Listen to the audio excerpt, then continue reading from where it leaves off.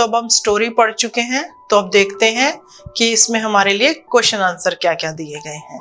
तो first question is the monkey was happy living in the fruit tree but his happiness was not complete, what did he miss. कि जो monkey है वो खुश था कि वो एक कैसे पेड़ पर रहता था जिसपे बहुत सारे फ्रूट लगे हुए थे, but his happiness was not complete, लेकिन जो उसकी खुशी थी वो क्या थी, कंप्लीट नहीं थी। व्हाट डिड ही मिस्ड, तो क्या चीज थी जिसको वो मिस कर रहा था, जिसकी वजह से वो परेशान था। तो क्या आंसर होगा देखते हैं। The monkey was happy living in the fruit tree, कि मंकी जो था, बंदर था, वो खुश था कि वो जो था किस पे रहता था, एक ऐसे पेड़ पे रहता था जिसपे बहुत सारे फ्रूट लगे हुए थे। He had plenty to eat, और उसके पास बहुत कुछ था खाने के लिए, but he had no companion, लेकिन उसके पास कोई साथी नहीं था। कंपेनियन मीन्स कोई साथी, कोई फ्रेंड नहीं था। तो ही फेल्ट लोनली, इसीलिए उसको कैसा महसूस होता था, लोनली, अकेलापन, अकेला।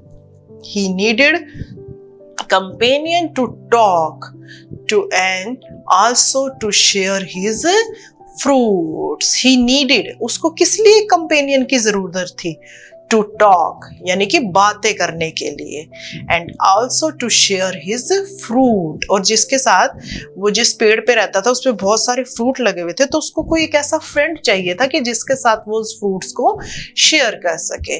कि अब जैसे आप हो, आप कोई खाना लेके जाते हो, आपकी मम्मी आपको टिफिन में खाना देती है, तो आप भी अपने फ्रेंड्स के साथ शेयर करके खाते हो ना, तो अकेले क्या लगता है, बड़ा बोरिंग सा लगता है। तो उसी तरह से वो जो मंकी था वो क्या था, वो हैप्पी था, खुश था कि वो कहाँ रहता था, एक फ्रूट ट्री पे, लेकिन कुछ ना कुछ क्या था उसकी लाइफ में मिस था, और वो क्या था, he felt lonely, he needed companion to talk and to share his fruits, कि उसको एक साथी, एक फ्रेंड चाहिए था जिससे वो बात कर सके और अपने जो है फ्रूट को शेयर कर सके। नेक्स्ट क्वेश्चन क्या है देखते हैं। हमारा next question, What did the two friends generally talk about? Two friends generally talk about, यानी कि वो जो दोनों फ्रेंड थे वो किसके बारे में बातें करते थे, वो क्या बातें करते थे। जो मंकी और क्रोकोडाइल थे वो आपस में क्या बातें करते थे। The monkey and crocodile became best of friends. Best of friend मतलब दोनों अच्छे दोस्त मिल गए थे कुछ ही दिनों में। They talked about birds and animals, वो किसके बारे में बातें करते थे, जो आसपास के, उनके आसपास जो बर्ड, जो पक्षी और एनिमल रहते थे उनके बारे में। They also discussed the difficulties of the farmers when the rain failed, और वो क्या डिस्कस करते थे कि जो किसानों को जो है डिफिकल्टी, मुसीबत हो रही थी, किस वजह से, व्हेन द रेन फेल्ड, जब बारिश नहीं आती थी तो उस वजह से किसानों को जो मुसीबत होती थी, इस चीज को भी वो डिस्कस करते थे। तो दोनों फ्रेंड्स जनरली क्या डिस्कस करते थे, आसपास के बर्ड्स और एनिमल्स के बारे में। नेक्स्ट क्वेश्चन इज, तो थर्ड क्वेश्चन क्या है हमारा, Why was the crocodile's wife annoyed with her husband one day? कि why was the crocodile wife, जो एक दिन जो है क्रोकोडाइल की वाइफ annoy means गुस्सा, नाराज, क्यों नाराज होती है, with her husband, अपने हस्बैंड से क्यों नाराज होती है। देखते हैं आंसर क्या है। One day the crocodile overstayed means क्या होता है, ज्यादा देर तक रुकना, with the monkey। one day, एक दिन क्या हुआ, क्रोकोडाइल जो है मंकी के साथ ज्यादा देर तक रुक जाता है। his wife had to manage means होता है संभालना पड़ा, the little ones alone, और इसीलिए उसकी वाइफ को जो है अपने बच्चों को संभालना पड़ा alone, अकेले। so she was annoyed with him, और इसीलिए जो मगरमच्छ की वाइफ थी वो उससे नाराज थी, वो गुस्सा थी, क्योंकि जो है कि जो क्रोकोडाइल है वो मंकी के साथ ज्यादा देर तक रुक गया, वो दोनों आपस में बातें करने लगे और क्रोकोडाइल को आने में देरी हो गई, तो इसीलिए उसकी वाइफ उससे नाराज हो गई। Next question is question number 4। तो क्वेश्चन नंबर 4 क्या है? Why was the crocodile unwilling to invite his friend home? कि why was the crocodile unwilling मतलब इच्छा नहीं थी। क्रोकोडाइल क्यों नहीं चाहता था कि जो उसका फ्रेंड है यानी कि जो मंकी है वो उसके घर आए, क्यों नहीं चाहता था?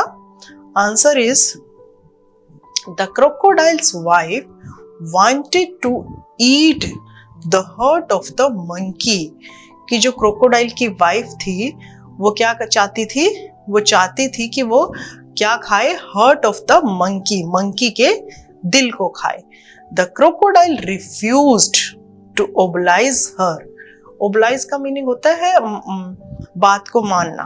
तो क्रोकोडाइल ने रिफ्यूज मतलब मना कर दिया, कि क्रोकोडाइल ने अपनी वाइफ की इस बात को मानने से मना कर दिया। He could not betray his best friend. और उसने क्या कहा? He could not betray. Betray means होता है धोखा देना, कि मैं अपने फ्रेंड को धोखा नहीं दे सकता। He shouted at her angrily. Angrily means होता है गुस्से में, नाराजगी में। तो वो नाराजगी में उसके ऊपर चिल्लाता है। तो इसीलिए वो नहीं चाहता था कि जो मंकी है वो उसके घर आए। Next question is question number 5। तो क्वेश्चन नंबर 5 क्या है हमारा? What did the crocodile tell the monkey midstream? What did the crocodile tell? Crocodile ने क्या बताया मंकी को midstream? midstream मतलब होता है नदी के बीच में। जैसे ये नदी है और नदी का जो बीच वाला पार्ट है, यानी कि जब वो नदी के बिल्कुल बीच में पहुंच गए तो क्रोकोडाइल ने मंकी को क्या बताया? The crocodile could not displease his wife। displease मतलब नाखुश, यानी कि दुखी नहीं कर सकता था अपनी वाइफ को। for the sake of his friend मतलब कि अपने फ्रेंड के लिए वो अपनी वाइफ को दुखी नहीं कर सकता था। one day he let the monkey sit on his back। और एक दिन उसने क्या किया? मंकी को अपनी sit on his back मतलब अपनी पीठ पर बिठाता है and sailed out और उसको लेके आ जाता है। He reached the midstream और फिर क्या है? जब बंदर और मंकी कहाँ पहुंच जाते हैं? मिड स्ट्रीम यानी नदी के बीच में। Then he revealed his evil plan। Reveal मतलब होता है बताना, evil मतलब बुरा। और फिर जो उसका प्लान था यानी कि मंकी को मारने का, जो तो वो जो है मगरमच्छ मंकी को वो प्लान बता देता है। He admitted that he meant to kill him। और वो एडमिट मतलब मान लेना, और मान लेता है कि वो उसको मारना चाहता था। And take his heart to his wife. और उसका जो दिल है वो अपनी वाइफ के लिए ले जाने वाला था। तो ये जो सारी बात थी, जो उसका प्लान था, वो मंकी को कहाँ जाकर बताता है? इन द मिड स्ट्रीम, नदी के बीच में जाकर वो उसको सब कुछ बता देता है। Next question is question number 6। How did the monkey save himself? अब जब जो है मंकी को पता चल गया कि मगरमच्छ उसको मारने वाला है, तो हाउ मीन्स कैसे, मंकी ने अपने आप को कैसे बचाया? तो आंसर देखते हैं। The monkey was sad and terrified. जब उसको पता लगा कि मगरमच्छ उसको खाने वाला है, मारने वाला है, तो मंकी क्या था? सैड और टेरिफाइड, डर गया। टेरिफाइड मतलब डरना। But he was clever enough to make a plan to save his life. But he was clever, लेकिन वो क्लेवर था, चालाक था। टू मेक ए प्लान, और वो एक प्लान बनाता है टू सेव हिज लाइफ, अपनी लाइफ को बचाने के लिए। He said that he would gladly give away his herd to his friend's wife। He said, उसने कहा, he would gladly मतलब खुशी से क्या करेगा? give away, दे देगा, his hurt, अपने दिल को, to his friend wife, अपने फ्रेंड की वाइफ को। क्या कहता है कि मुझे बड़ी खुशी होगी अगर मेरा दिल जो है मैं अपने फ्रेंड की वाइफ को दे दूं। बट अनफॉर्चुनेटली लेकिन अनफॉर्चुनेटली दुर्भाग्यपूर्ण यानी बड़े दुख की बात है, he had left his heart on the tree, कि जो मैं अपना दिल में कहाँ भूल आया हूँ, on the tree, पेड़ पर ही। The stupid means मूर्ख crocodile swam back to the tree to collect the heart, और जैसे ही क्रोकोडाइल ने ये सुना कि बंदर अपना दिल कहाँ भूलाया पेड़ पर, तो वो जो स्टूपिड मूर्ख क्रोकोडाइल स्वैम बैक पीछे की तरफ जाता है और उस पेड़ के पास उस हार्ट को वापस लाने के लिए। The monkey jumped on the tree and thus saved himself, और जैसे ही जो क्रोकोडाइल नदी के किनारे पहुंचता है, मंकी अपने पेड़ पे चढ़ जाता है और इस तरीके से thus saved himself, उसने अपनी जान बचाई। आई थिंक पूरा क्वेश्चन आपको क्लियर हो गया होगा। नेक्स्ट देखते हैं क्वेश्चन नंबर 7।